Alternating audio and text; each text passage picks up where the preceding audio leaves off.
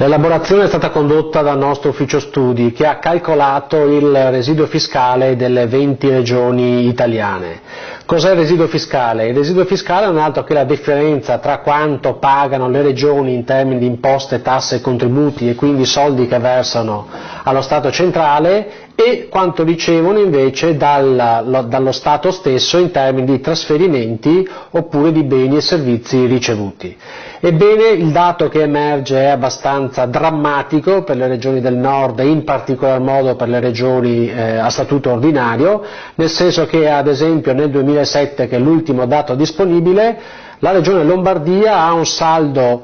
positivo di 42,5 miliardi di euro, vuol dire che la differenza tra quanto dà e quanto riceve sono di 42 miliardi, in pratica la Lombardia dà questi soldi in solidarietà alle altre regioni, ma anche il Veneto insomma, ha questo residuo attivo di 6 miliardi e 800 milioni, il Piemonte 1 miliardo e 2 e l'Emilia Romagna ha 5,5 miliardi di residuo passivo. Quindi sostanzialmente le regioni del nord, compresa l'Emilia Romagna, danno in solidarietà al resto delle regioni italiane oltre 55 miliardi di euro l'anno, una cifra imponente che vanno alle regioni del sud che oggettivamente ne hanno più bisogno, ma non necessariamente, perché il dato che emerge con molta evidenza è che questo forte squilibrio esiste non solo nelle regioni del sud, ma anche nelle regioni a statuto speciale del nord, come la Valle d'Aosta, il Trentino Alto Adige, il Friuli Venezia Giulia,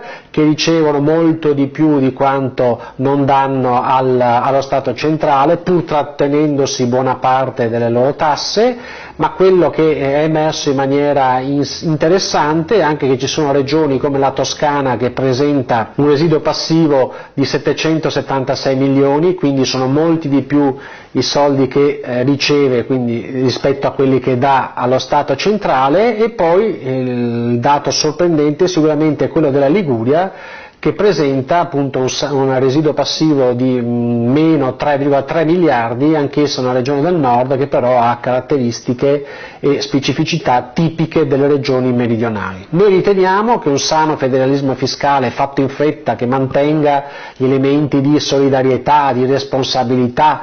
e di responsabilità soprattutto di chi deve gestire a livello locale la cosa pubblica, possa in qualche modo eliminare queste discrepanze, questi forti squilibri, di allineare le posizioni in modo tale che una buona parte dei soldi che vengono pagati nel nord rimangano nel nostro territorio, fatto salvo che la solidarietà deve essere garantita, perché è giusto che chi ha di più dia a chi ha di meno.